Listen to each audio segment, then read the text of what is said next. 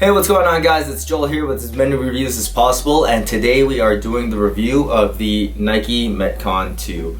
If you've been following me, you know that I spent a little bit of time with the Japanese release of the shoe, did a couple workouts here and there, and I finally got my hands on an American pair, and it's safe to say that there are no differences, both cosmetically and functionally.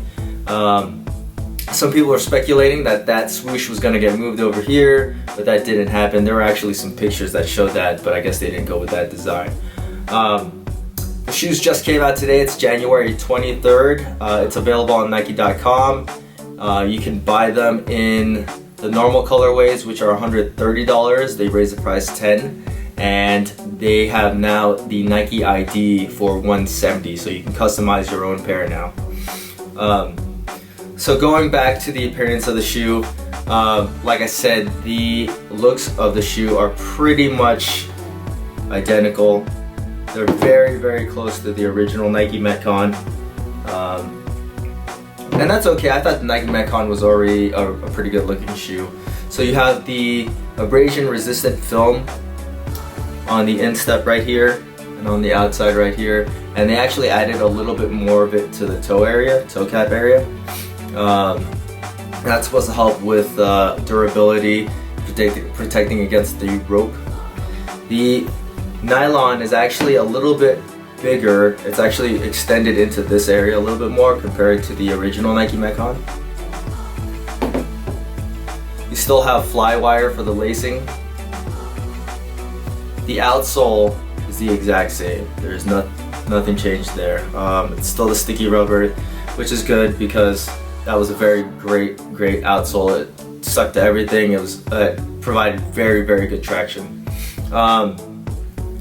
The most noticeable difference comes around into the heel area, where people had heel slippage issues with the Nike Metcon 1, and now the Nike Metcon 2 actually has a little bit more padding in this area. It's about a centimeter more padding.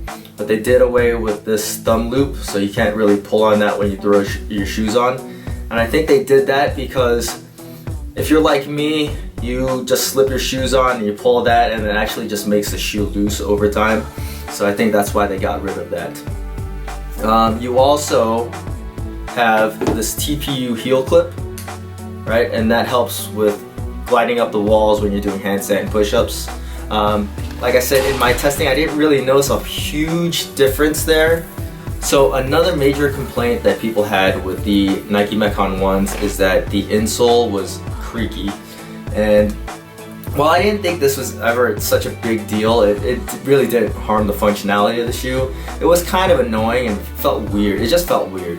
All right. On the Nike Metcon 2s, that is gone. And what I think is the texturing on the bottom of the shoe, or on the bottom of the insole, because the insole is the exact same. If you look at the numbers and everything, it is the exact same. So everything about it. The only thing that is different is on the older model it says 95B, and the newer model it says 95H.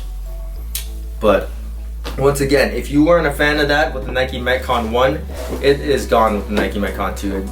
So as a performance shoe, the Nike Metcon 2 is still at the top of the game. It basically took the Nike Metcon 1, it's the same shoe, and they just fixed everything that was wrong with the Nike Metcon 1, like the creakiness, the heel slippage, and that was pretty much it. That's the only gripes, and some durability issues. Those are really the only gripes that I had about the Nike Metcon 1. I still think it is one of the best training shoes. So fitment wise, if your Nike Metcon 1s fit really, really tight, or fit a little bit more snug, then the Nike Metcon 2s are going to fit even more snug, just because of that extra padding in the heel area. So make sure that you size up if it was really tight, but otherwise I would just stick to the same size. I wear both 9.5s in both shoes, and they fit fine for me, even though the Nike Metcon 2 is a little bit more snug. Flexibility of the shoe is still exactly where it was. These little forefoot grooves help a little bit with running, even more so with burpees, but don't expect the Nike Metcon 2 to be a great running shoe. It's good for WODs and it's good for short runs, but I would probably switch to some running shoes if you're going to do anything long. So why should you choose the Nike Metcon 2s over some of the other great trainers out there on the market? In the last year, a ton of good shoes have come out. And for me personally, the reason why I like the Nike Metcon 2s so much is that they become an extension of your body. They just kind of work. They fit. They feel good. I don't need to change my shoes too often when I'm wearing them. I feel like I can do pretty much anything a wad throws at me in the Nike Metcon 2s, and even in the Nike Metcon 1s. If you're looking for a completely different shoe than the Nike Metcon 1, you're going to be pretty disappointed because overall it's the same shoe. They fixed a lot of things with it and all the gripes that pretty much anybody had with the Nike Metcon 1s, but overall it's the same shoe. You can't really fault Nike for doing that. Usually shoes will go through a 2-year span and then they'll just change it up from there, right? And that's the same case with the Nike Metcon 2s. So if you're on the fence about picking up the Nike Metcon 2s, I definitely recommend the upgrade. They're just a better shoe than the Nike Metcon 1s. Not saying you can't do the same things in either shoe, because you can. But they are a more refined, solid feeling version of the Nike Metcon 1s, and they are still one of the best training shoes on the market. Anyways, if you guys have any questions, leave it in the comment section.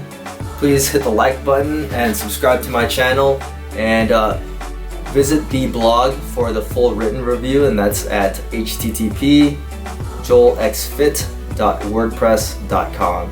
Thanks for watching, guys.